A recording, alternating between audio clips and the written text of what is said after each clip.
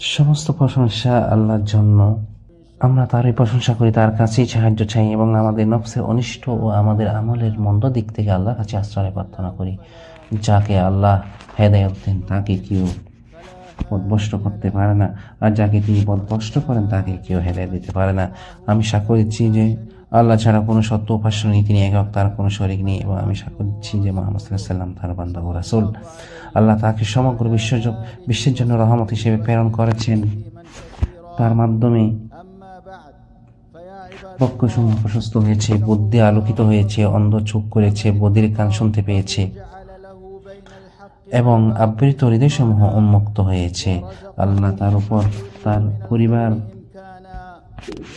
ও সাহাবীদের উপর অসংখ্য শান্তি ও রহমত বর্ষণ করুন কিয়ামত পর্যন্ত। অতঃপর নিশ্চয়ই সর্বোত্তম বাণী হলো আল্লাহর কিতাব, সবচেয়ে মজবুত বন্ধন হলো তাকওয়ার বাণী, সর্বোত্তম পথ হলো ইসলামের পথ, সর্বশ্রেষ্ঠ কাহিনী হলো আল্লাহর বাণী, সর্বশ্রেষ্ঠ বাণী হলো আল্লাহর বাণী, সর্বোত্তম আদর্শ হলো মুহাম্মদ সাল্লাল্লাহু আলাইহি ওয়াসাল্লামের আদর্শ।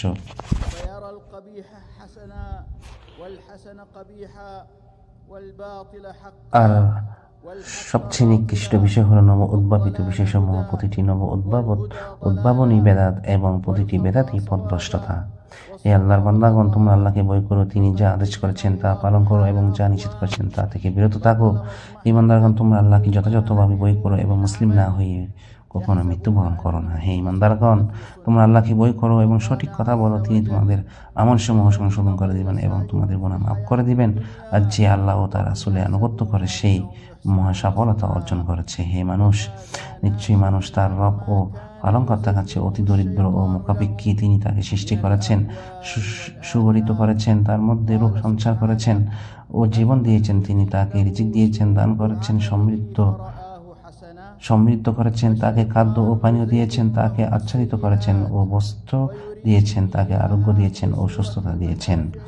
আর যখন সমুদ্রে তোমাদের উপর বিপদ আসে, তখন তোমরা যাদেরকে ডাকতে তারা সবাই হারিয়ে যায়, কেবল তিনিই থাকেন। পৃথিবীতে এমন কোনো প্রাণী নেই যার রিজিক আল্লাহর উপর নির্ভর করে না। তিনি জানেন তার অবস্থান ও সংরক্ষণ স্থল সবই এক সুস্পষ্ট কিতাবে লিপিবদ্ধ। হে আল্লাহর বান্দাগণ, প্রার্থনাকারীদের ডাকে সাড়া দেওয়া এবং বিপদগ্রস্তদের প্রয়োজন পূরণ করা ও ক্ষমতা কেবল রব্বুল আলামিনেরই। তিনি প্রত্যেক প্রার্থনাকারী ডাকে সাড়া দেন, প্রত্যাশাকারীকে দান করেন। তার ভান্ডার কখনো কমে না, তার কাছে যা আছে তা কখনো নিঃশেষ হয় না। মানুষের চাহিদা গোনা যায় না, সীমাবদ্ধ নয়, বরং সম্পূর্ণভাবে কেবল একক আল্লাহই পরিবেষ্টন করে আছেন এবং তা সম্পূর্ণভাবে কেবল একক আল্লাহই পরিবেষ্টন করে আছেন। আবু যর রাদিয়াল্লাহু আনহু থেকে বর্ণিত, নবী সাল্লাল্লাহু আলাইহি ওয়াসাল্লাম আল্লাহ তাআলার পক্ষ থেকে বর্ণনা করে বলেন, হে আমার বান্দাগণ, আমি আমার উপর জুলুম হারাম করেছি এবং তোমাদের মধ্যেও তা হারাম করেছি, সুতরাং তোমরা একে অপরের উপর জুলুম করো না। হে আমার বান্দাগণ, তোমরা সবাই পথভ্রষ্ট, তবে যাকে আমি হেদায়েত দিই, অতএব তোমরা আমার কাছে হেদায়েত চাও, আমি তোমাদের হেদায়েত দেব। হে আমার বান্দাগণ, তোমাদের সবাই ক্ষুধার্ত, তবে যাকে আমি খাদ্য দিই, অতএব তোমরা আমার কাছে খাদ্য চাও, আমি তোমাদের খাদ্য দেব। হে আমার বান্দাগণ, তোমাদের সবাই বস্ত্রহীন, তবে যাকে আমি বস্ত্র দিই, অতএব তোমরা আমার কাছে বস্ত্র চাও, আমি তোমাদের বস্ত্র দেব। হে আমার বান্দাগণ, তোমরা রাত দিন গুনাহ করো আর আমি সব গুনাহ ক্ষমা করি, অতএব তোমরা আমার কাছে ক্ষমা চাও, আমি তোমাদের ক্ষমা করব। হে আমার বান্দাগণ, তোমরা কখনোই আমার ক্ষতি করতে পারবে না। যে আমাকে ক্ষতি করবে আর আমার উপকারও করতে পারবে না, যে আমাকে উপকার করবে। হে আমার বান্দাগণ, যদি তোমাদের প্রথম ও শেষ মানুষ ও জিন সবাই তোমাদের মধ্যে সবচেয়ে পরহেজগার ব্যক্তির হৃদয়ের মতো হয়ে যায়, তবুও এতে আমার রাজত্বের কিছুই বৃদ্ধি পাবে না। আর যদি তোমাদের প্রথম ও শেষ মানুষ ও জিন সবাই সবচেয়ে পাপী ব্যক্তির হৃদয়ের মতো হয়ে যায়, তবুও এতে আমার রাজত্বে কিছুই কমবে না। হে আমার বান্দাগণ, যদি তোমাদের সবাই এক স্থানে দাঁড়িয়ে আমার কাছে প্রার্থনা করে আর আমি প্রত্যেককে তার ছাওয়া দিয়ে তবু এতে আমার কাছে যা আছে তা ততটুকুও কমবে না, যতটুকু সমুদ্রে সুঁচ ঢোকালে কমে। হে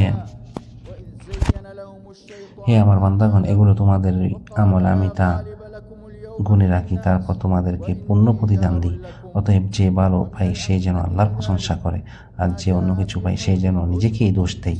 এটি মুসলিম শরীফ হতে বর্ণিত। হে মানুষ, দোয়াই হচ্ছে ইবাদত। এটি মহান নৈকট্যের অন্যতম মাধ্যম এবং শ্রেষ্ঠ আনুগত্য বলে একটি।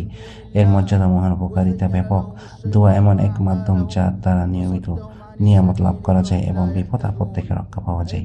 দোয়া হলো প্রয়োজন পূরণের সর্বশ্রেষ্ঠ দরজা, কামনা ও বাসনা অর্জনের উপায়, মর্যাদা বৃদ্ধি করার মাধ্যম, সব ধরনের কল্যাণ লাভের পথ এবং অকল্যাণ ও ক্ষতি দূর করার উপায়।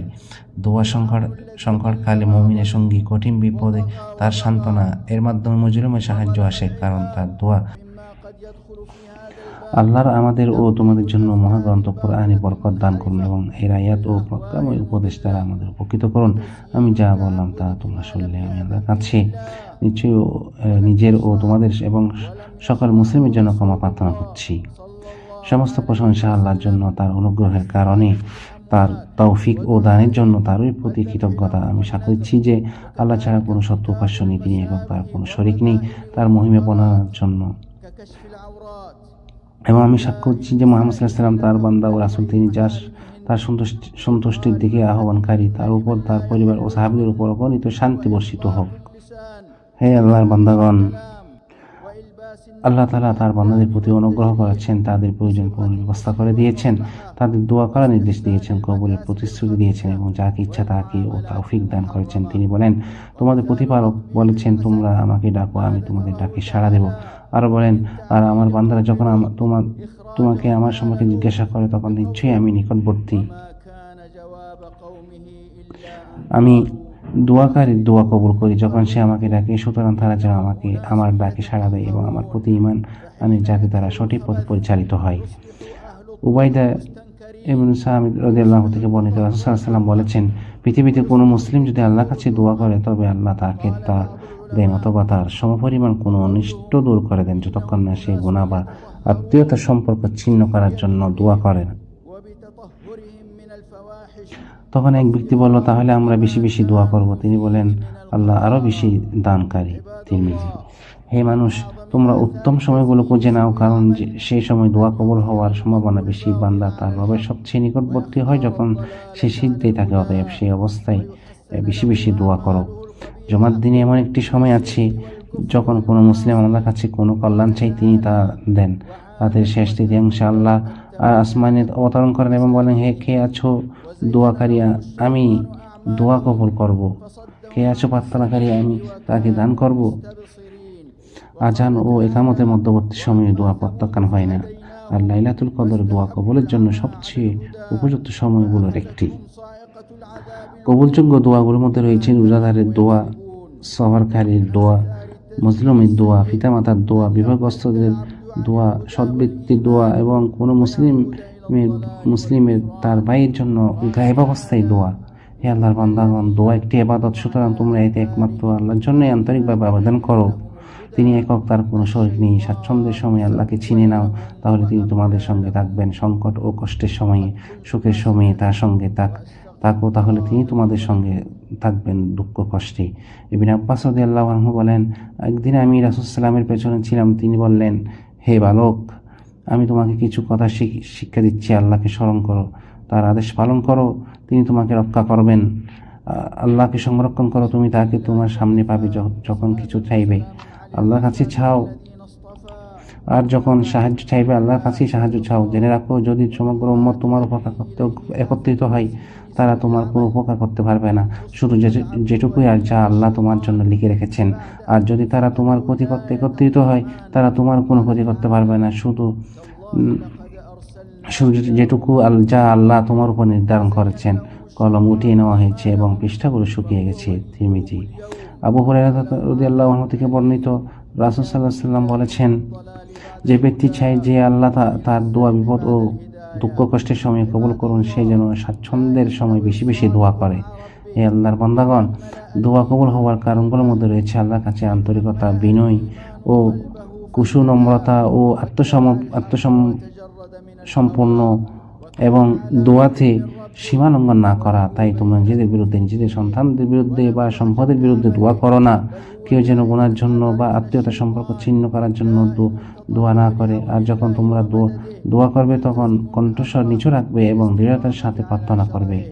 মুসলিমের জন্য উচিত যে সে তার দোয়া আদায়ের চেষ্টা করবে, এই দৃঢ় বিশ্বাস রেখে যে আল্লাহ তা কবুল করেন, শুনেন এবং জবাব দেন, কারণ তিনি তার প্রতিশ্রুতি দিয়েছেন এবং তিনি কখনো প্রতিশ্রুতি ভঙ্গ করেন না।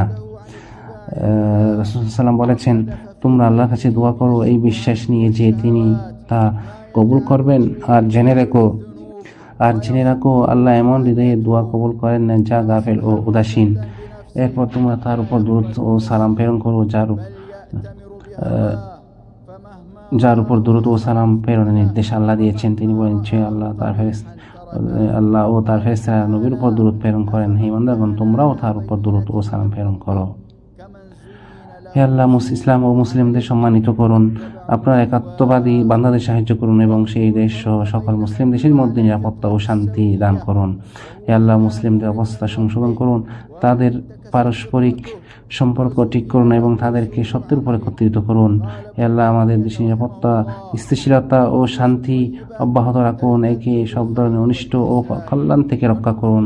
একে শান্তি, সমৃদ্ধি, স্থিতিশীলতা, নিশ্চিন্নতার দেশ বানান।